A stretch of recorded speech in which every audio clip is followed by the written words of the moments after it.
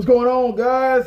I'm back with another one, and I just watched a movie called Sinners, starring Michael B. Jordan,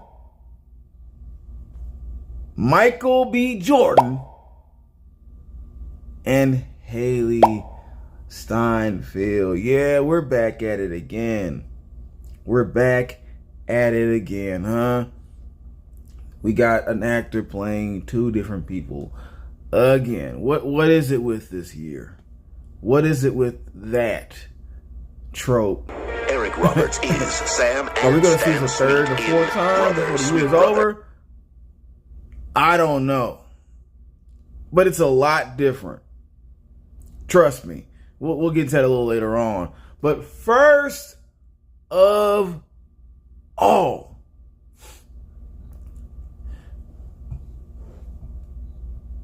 I need to ponder this. I need to ask this very important question. Is Lovecraft Country and Sinners within the same universe? Yeah, small world, huh? They're the same thing. Oh. Now I know it's really not. It's technically, no, not technically. It's not. It's not at all. All right, it's not even the same director. Ryan Coogler did not do Lovecraft Country. But when I was watching this movie, it reminded me so much of the show. Just the southern feel and the creatures within this kind of atmosphere going on here. All right, the kind of vibe that I'm getting from this. It could have easily been within the same world.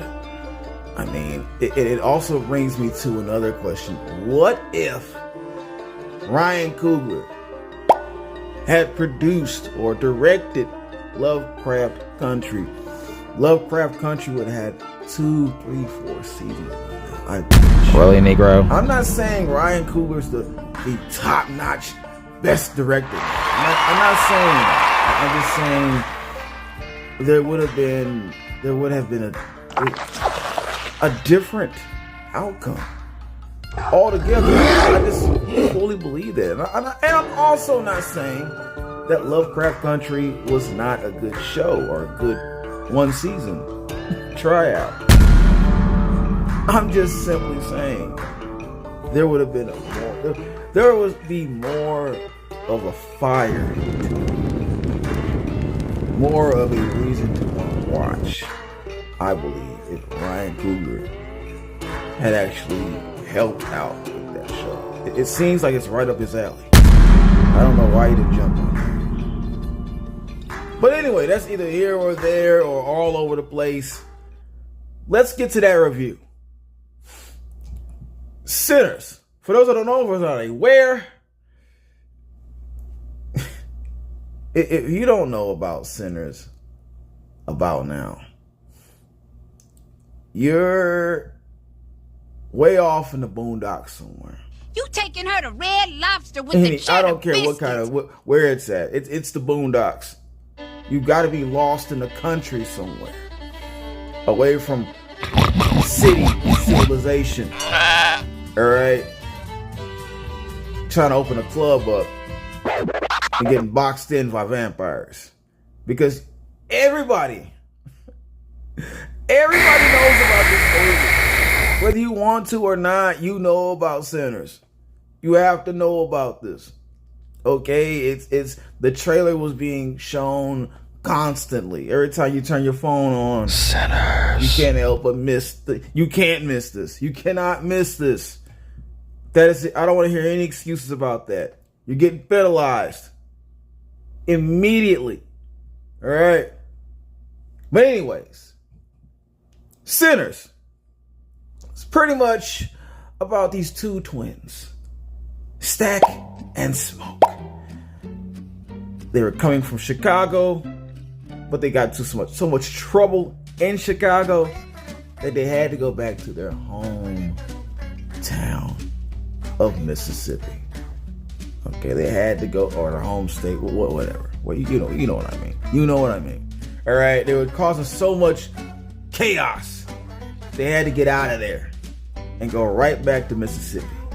Okay, and upon going back to their hometown, they meet their cousin, or they don't meet for the first time. I'm not saying that, but they get back in touch with their cousin who has this knack for playing the guitar.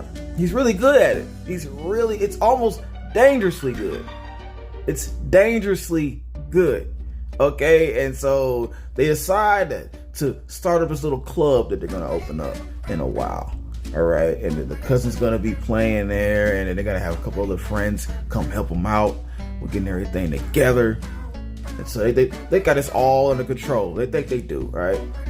It's gonna be perfect. Oh man, this is like a club opening up in the 90s. Okay, but what they don't know is that there are some racist vampires. That's pretty much what it is. That are waiting or bubbling up in the atmosphere, and they just can't wait to get in that club either. All right, they would love to get in that club. They want their pass, their ticket pass into that spot. Let us in. We need to get into this club. I promise you, we're gonna turn the party out. And that's the premise of Sinners. Positives. The twins. That's all I gotta. That's not all I gotta say. That's not all I'm gonna say.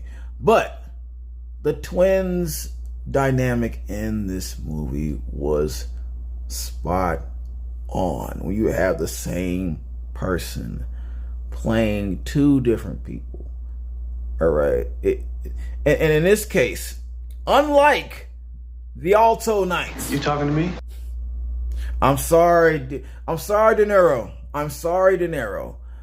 But Michael B. Jordan did an entirely better job than you did.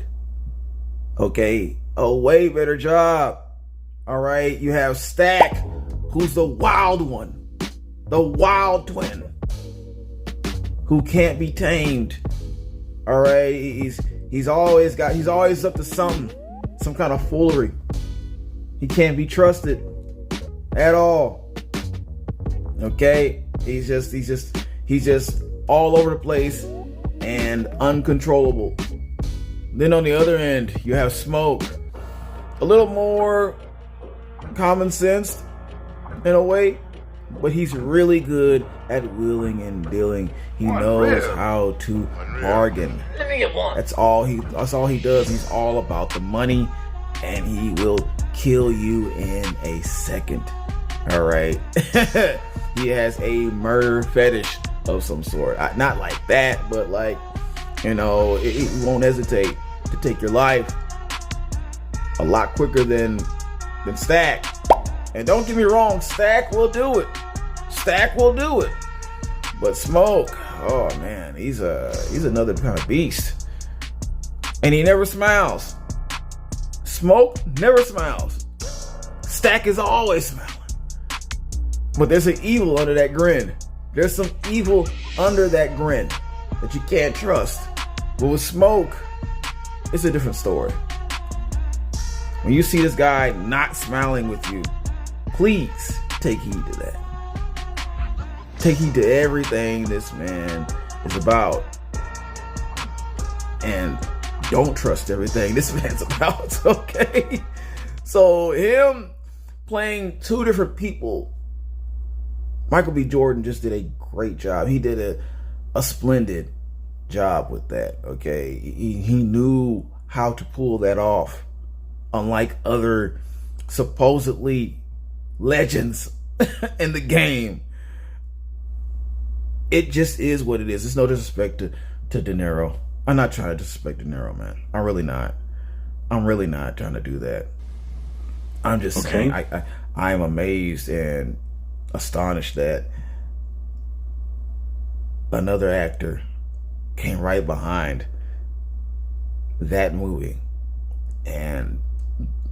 showed you how it's done. Okay? Another positive. I enjoyed the let me in scenarios in this movie. As you know, in almost any vampire lore, you can't let a vampire in your house. You cannot invite them in. They want that. Because once they get in, it's over. I invited him It's over. Why?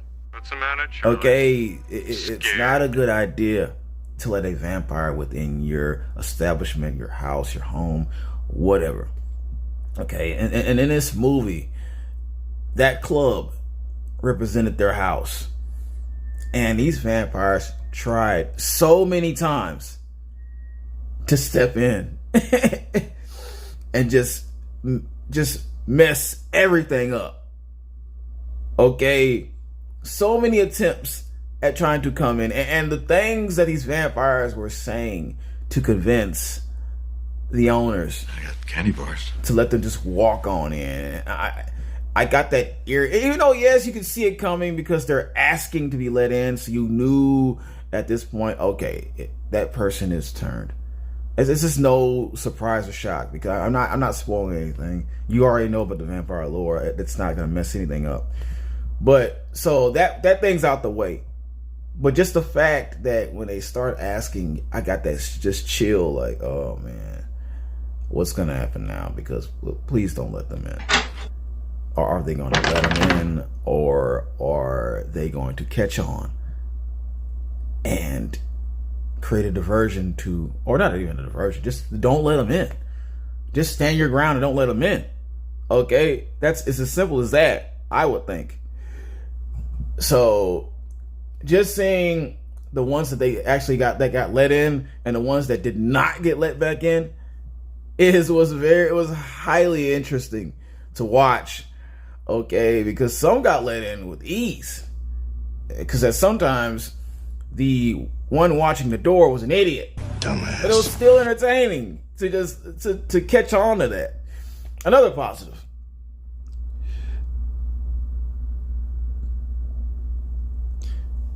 The explicit nature of this film threw me.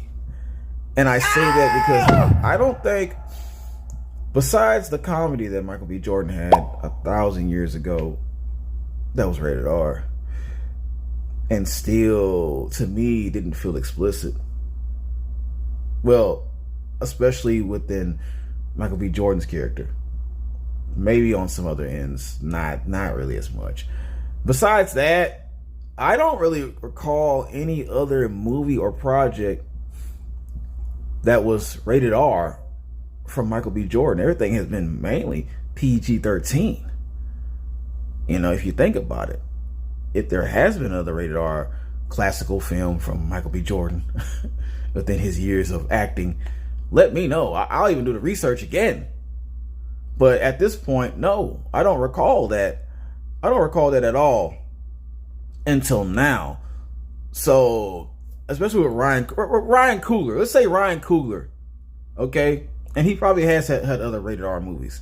I just never caught on to anything he's done as being this explicit. So when I started watching this movie and the characters started talking the way that they were talking, that shocked me. It kind of shocked me. I knew the movie was rated R, but I thought the rated R was going to be for the violence, and that was it. Not the dialogue like that. Not the dialogue is part of the main chunk of the explicitness. Okay, the things that the twins were saying, especially Stack. Stack had a mouth on him. Stack had a mouth on him, man. The things he was telling these characters in the movie, it's crazy. It would get your regular person beat up. Okay, but it was funny. It was hilarious. He was saying things about people's wives and girlfriends that, wow, bro. Yeah, Stack definitely was Stack. He definitely stood out as one of the twins in this movie. And there were other things that other characters were saying in this movie that like Haley, Steinfeld. I've seen her in a lot of Disney-esque like movies and projects where she's not cussing at all. But in here, oh man, she's getting a little crazy with it. She's getting a little wild with that mouth. All right, she's like, oh hey, I'm not used to you talking like this. She said some things I don't want to say yet or talk about until a little later on. But yeah, I'm gonna bring that up in a minute. But a lot of explicit content in this movie that from actors and actresses that just took me for a loop. All right, my last positive. This was the perfect use of, I'd say, passing for white. The whole passing for white concept that was most definitely a thing way back off in the 1920s, 30s, wherever this movie's based in. I'm sorry about that. I didn't get the date down. But yes, especially with the character that Haley Steinfeld plays. Now, spoiler alert, I don't know if anybody else knows this. It was news to me when I saw it. I did not know that Haley Steinfeld was anything else but Caucasian. I apologize for that. She has a lot of mixture going on within her. A lot of mixture, man. A lot. And that's awesome. That's awesome. I can't remember it all. I know it's just Jewish, and then there's black, a little bit of black in there, and then there's some other things going on which will be named. And so in this movie, she plays a mixed girl, and she's the perfect person to pick, because I would have never thought. I just thought, and so that portrayal is dead on. That portrayal is dead on. Just the look alone, her look alone would fool you. It fooled me. And so y'all picked the right one. And she looks good. And she looks damn good for this movie. Okay. Nice. I have to congratulate you where it's deserved. Negatives. There was a scene in this movie that illustrated the musical evolution, or I guess within the black culture, sort of, in a way. When the club was opening up, when it had its first night, whatever. And, the cousin started playing his magical guitar. Everybody started feeling and loving it. It made everybody feel a certain type of way, and it brought this vibe in there to where you're starting to see all these different musicians throughout time pop up. And I'm sure they were not supposed to really be there. It's just a visual of the movie. But it started going on and on to the point where you had loped out gangsters in there playing craps and shooting dice. And a DJ scratching, and it just got ridiculous. It got outright ridiculous. Okay, I don't think that was anywhere near necessary. I'm sorry, it just wasn't. It really was not necessary. That scene could have been at least cut down a little short or something. I get the message, but for this movie, it felt out of place. Let's never do anything like that again. Never. Please. It got corny. It got super corny. Another negative. 2 dumb characters equals 2 big mistakes. Okay, the first dumb character, Haley Steinfeld's character. They are approached by the vampires, the racist vampires. Okay, they're of course all white.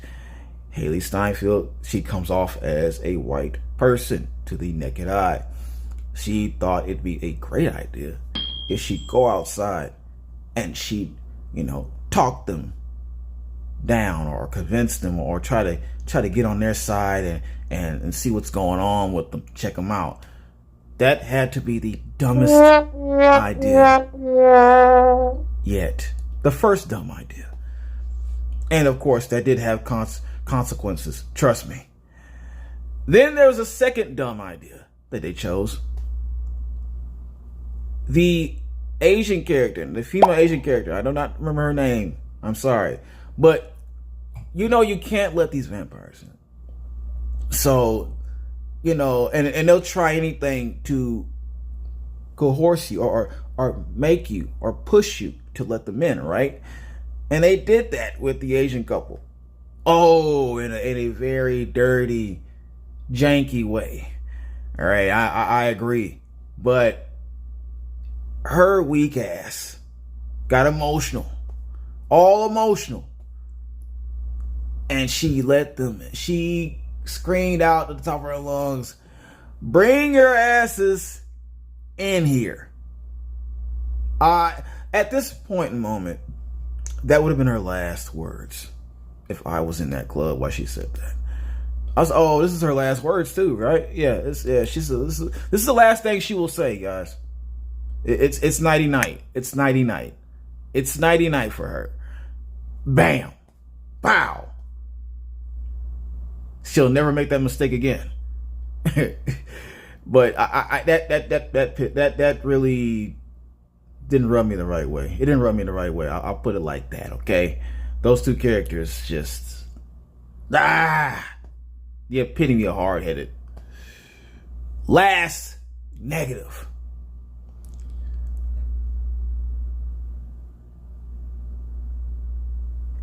A vampire rule was most definitely changed in this movie.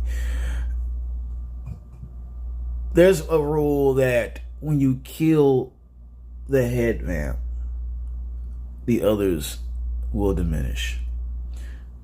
Just know that rule is changed. It's strongly changed in this film. That they don't go by that rule anymore.